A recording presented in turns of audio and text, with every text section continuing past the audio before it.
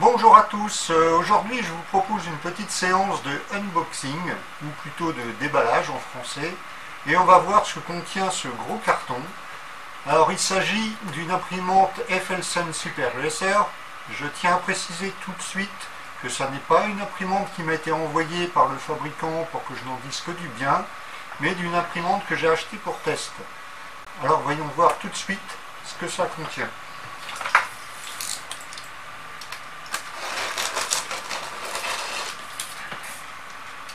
On va essayer de ne pas se couper les doigts.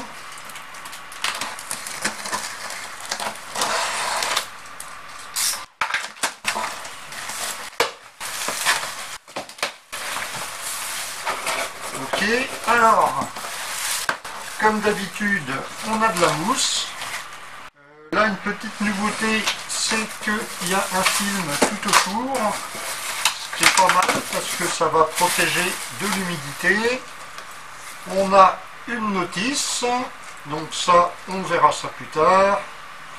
Bon, notice de montage classique, hein, avec toutes les instructions pas à pas. Là, on est en allemand. On verra bien plus tard. On va mettre ça de côté pour l'instant et se concentrer sur ce qu'il y a dans le carton.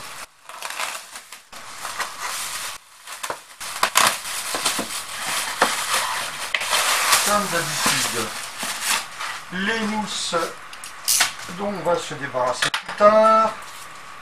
Ah, encore une notice. Donc là, cette fois-ci, ça a l'air d'être en anglais, un petit peu plus détaillé avec l'utilisation de la machine. Et à l'intérieur, voilà ce qu'on trouve. Bon, c'est plutôt bien emballé, c'est assez classique, hein. Donc un jeu d'outils avec une pince qui a l'air plutôt pas mal,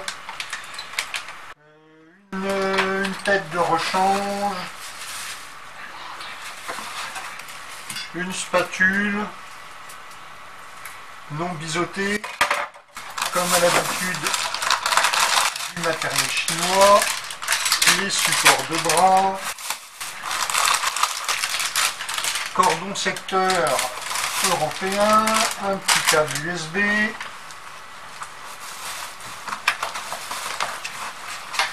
bras déjà préassemblés avec les moteurs.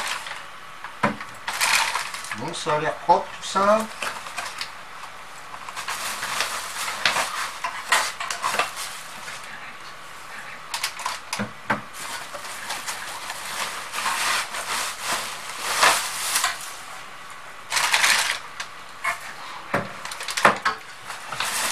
On enlève encore une mousse et là on retrouve les éléments principaux de la machine.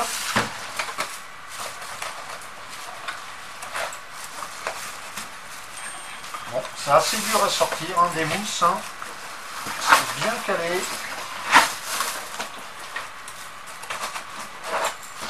La base de la machine.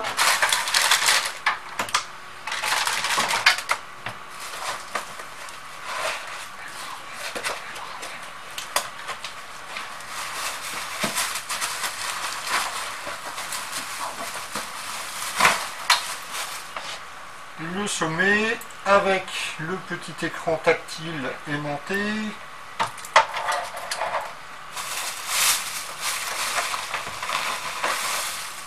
Ici on a l'extrudeur.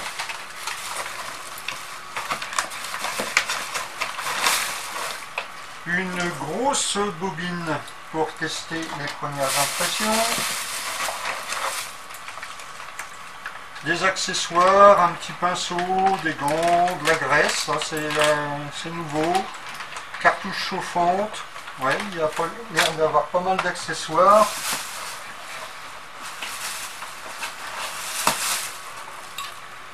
Ici on a l'extrudeur. Bon, c'est un modèle tout à fait classique, hein.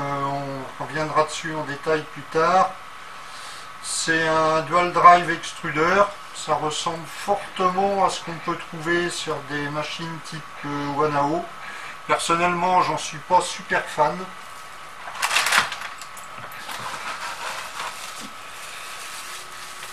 Et là, on a le capteur de niveau. Et c'est bon, il ne reste plus rien. On va se débarrasser du carton. Je mets un petit peu d'ordre dans tout ça et je reviens vers vous tout de suite. Tout est sorti, trié, inspecté. Donc déjà la bonne nouvelle, c'est qu'il ne manque pas de pièces, parce qu'il n'y a rien de plus pénible que de recevoir une machine avec des pièces manquantes. Alors, qu'est-ce qu'on trouve là-dedans? On trouve pas mal d'accessoires. C'est une bonne chose pour une machine chinoise, que vous allez être tranquille un bout de temps.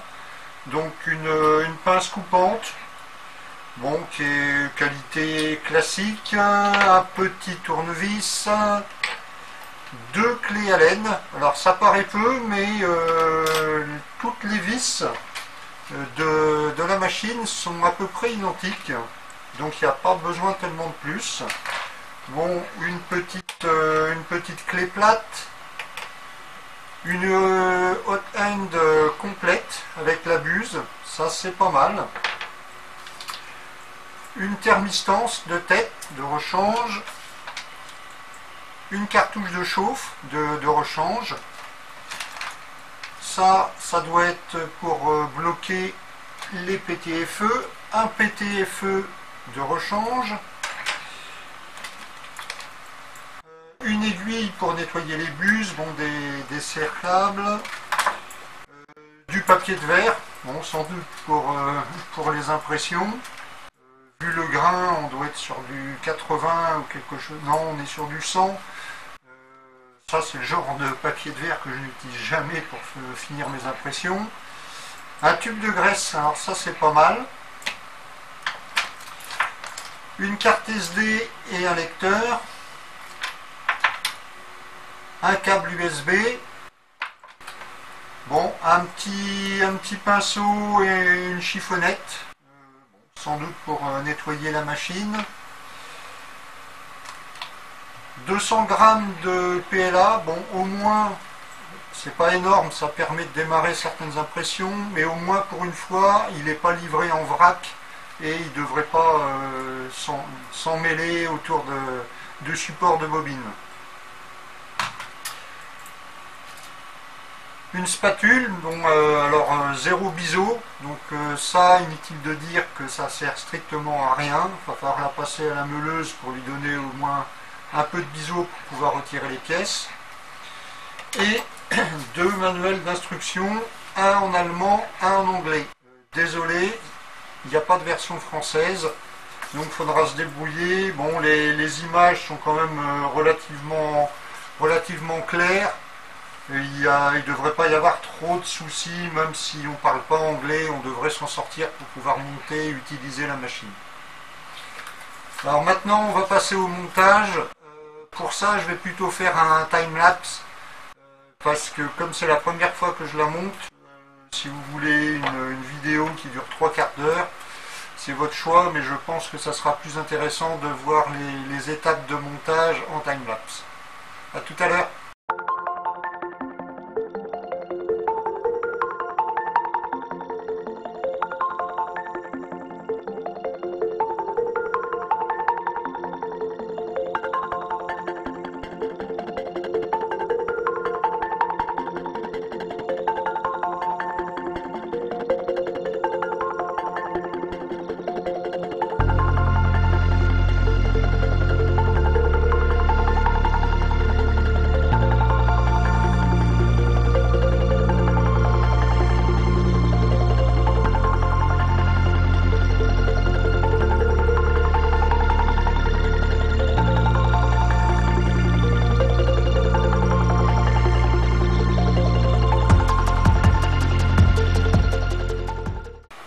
L'imprimante est montée, ça s'est très bien passé. En gros, il faut compter une bonne demi-heure en prenant son temps.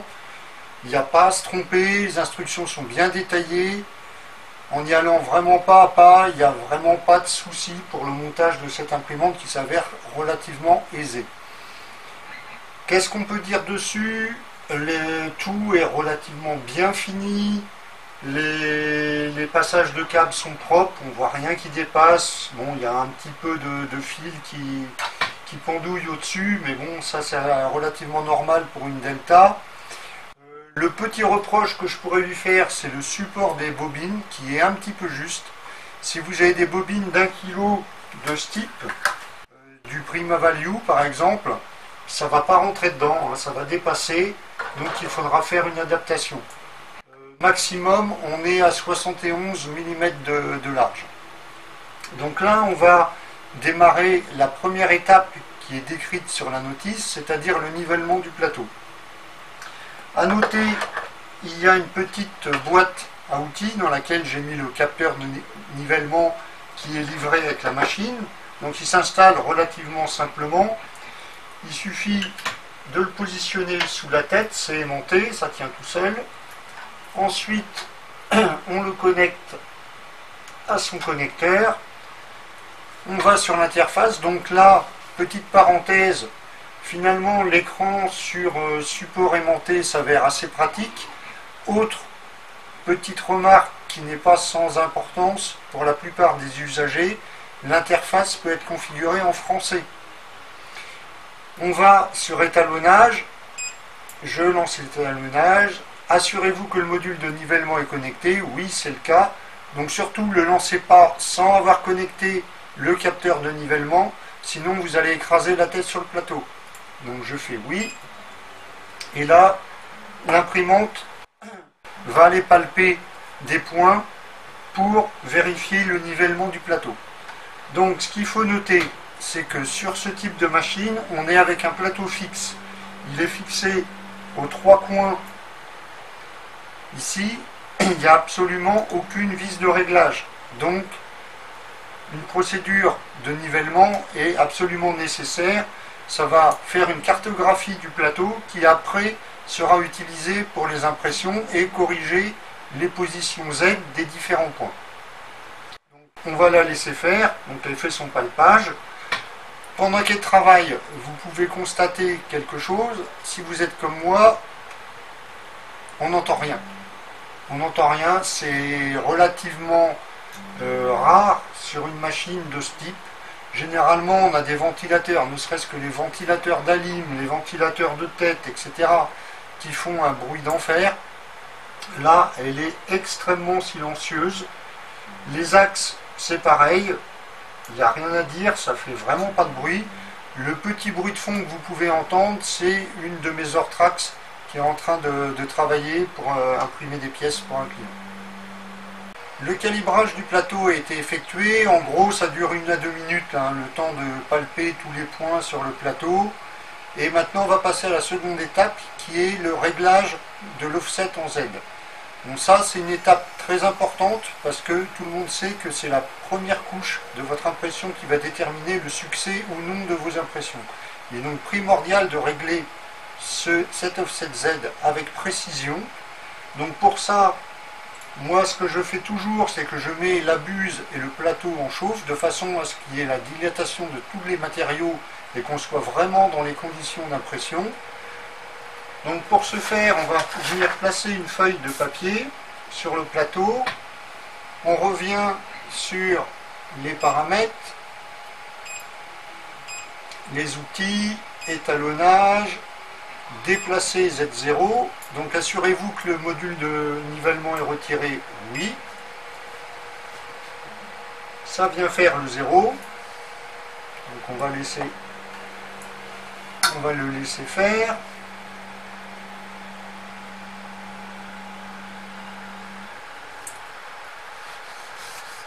Et là, maintenant, on va pouvoir régler le Z. Donc, je vais remettre l'écran un petit peu vers moi, régler le Z. Donc, la feuille passe librement. On va venir faire un Z-0,1. c'est toujours libre. Encore un peu plus bas.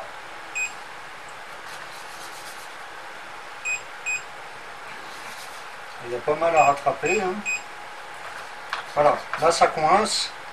Donc je vais remonter de 0,1, de 0,1. Là c'est un peu trop lâche. On va descendre de 5 centièmes. À nouveau 5 centièmes. Donc là ça gratte. Donc on est bon. J'enregistre la valeur.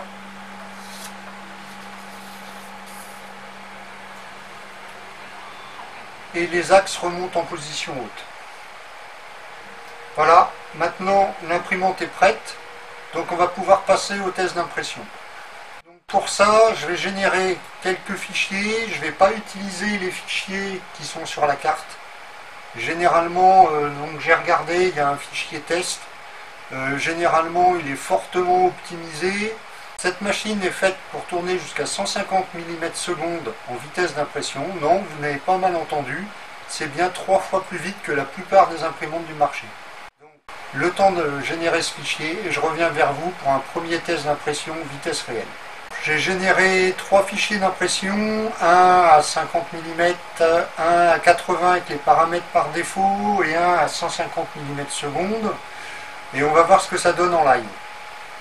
Pour info, j'ai dû mettre à jour Cura en dernière version de façon à ce que l'imprimante soit reconnue. Donc avec la version 4.13, aucun problème. Vous sélectionnez dans la liste des imprimantes proposées la FLSUN Super Racer et il n'y a aucun souci. J'ai chargé le fichier test cube, je l'ai slicé et maintenant on va voir ce que ça donne. Donc on y va sur impression. Je vais d'abord commencer par celui à 80, impression. Donc l'imprimante était déjà en chauffe, il n'y a pas besoin de rechauffer la machine, ça va assez vite. Une petite chose à noter, c'est que l'imprimante dispose d'un port SD et d'un port USB.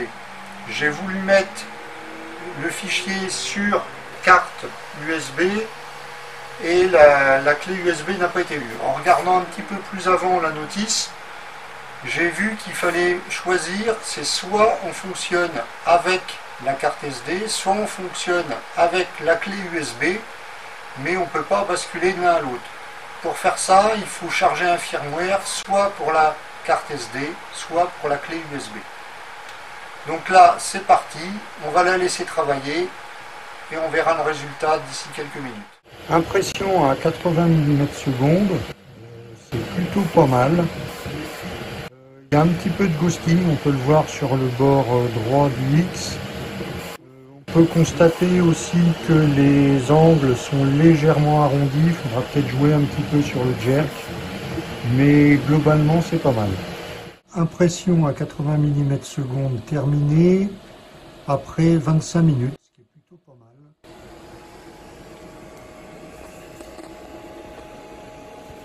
Bon, le résultat a l'air assez propre. Alors évidemment en vidéo ça rend toujours moins bien qu'en réalité parce que ça accentue les détails. Et j'ai choisi exprès du PLA couleur grise de façon à accentuer les défauts. Mais c'est plutôt propre. On va attendre que ça refroidisse pour la retirer du plateau et tester le 150 mm/s. C'est parti pour l'impression à 150 mm/s. Donc, comme on peut le voir, les vitesses sont assez élevées, hein, déplacement, contour, remplissage. Et ben, 150 mm/s, ça marche. Bon, évidemment, c'est un tout petit peu moins propre qu'à 80. Pour avoir une top qualité, il n'y a pas de secret hein, pour réduire les vitesses. On verra ce que ça donne tout à l'heure à 100. Niveau résultat d'impression, voilà ce que ça donne. C'est vraiment très très propre. Donc là on est sur du 50 mm/s, donc on est nickel. Là on est sur du 80, on voit qu'il y a un léger ghosting sur la droite du X, mais c'est pareil, ça reste super propre.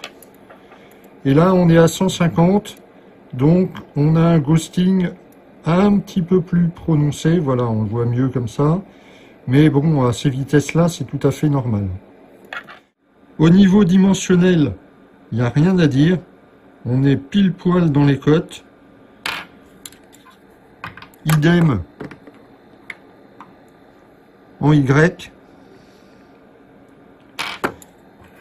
Et même chose au niveau du Z. Donc aucun réglage n'a été fait. C'est vraiment la machine stock. Franchement, on est pas mal. Et voilà l'impression du petit dog. Bon, elle est tout simplement parfaite. Réalisée à 80 mm/s en couche de 0,12, l'impression a nécessité 1h57. Bon, et le résultat est tout simplement superbe. Pour comparaison, voilà ce qu'on obtient sur une CR10 S Pro avec quasi les mêmes paramètres. Bon, il faut savoir que là, l'impression avait nécessité 4h30. Les tests d'impression sont finis et la machine s'en est super bien sortie. Honnêtement, pour une machine sortant de boîte avec les réglages par défaut de Cura sans aucune modif, j'ai fait des tests d'impression sur les cubes à 50, 80, 150 mm/s et les résultats sont impeccables. Idem sur le petit dog où j'ai pu également tester la reprise d'impression suite à une casse de mon filament. La détection de fin de filament a très bien fonctionné et la reprise s'est super bien passée. Le reproche que je ferai à cette machine, ça va être sa dimension, elle est un peu haute. Bon, ça c'est dû à la technologie Delta, donc il faudra se méfier pour les ateliers en sous-pente. Au niveau des guidages, on est sur du rail linéaire avec une courroie GT2 largeur 10 avec des tendeurs de courroie métal, donc ça on n'est pas sur du tendeur en plastique là, qui va se desserrer. Au niveau des bras, on est sur du bras carbone, donc c'est super rigide et léger, ce qui permet de tenir les hautes vitesses d'impression sans vibration. Petit reproche, bon, on est sur un tube PTFE classique, bon ça il demandera à être remplacé par un tube Capricorne à l'avenir. Au niveau des dimensions d'impression, on est sur un diamètre 260, une hauteur de 330, donc c'est pas mal, c'est honorable. Ça va suffire dans 95% des besoins sans avoir nécessité de découper les pièces. On est sur un plateau en ultra basse, donc revêtement carbone sur plaque de verre. Je suis pas super fan de cette techno. Ça oblige à nettoyer le plateau quasiment avant chaque impression avec de l'alcool IPA pour être sûr d'avoir une bonne adhérence des pièces sur le plateau. Personnellement, je mettrais plutôt un plateau magnétique Flex PEI. Donc ça, c'est une petite modif qu'on peut faire par la suite. Au niveau de l'écran, il est très clair, très lumineux, les menus c'est pareil, on s'y retrouve facilement. Bon, la traduction français de l'anglais et du chinois n'est pas toujours exacte, mais globalement il y a tout ce qu'il faut, on s'y retrouve.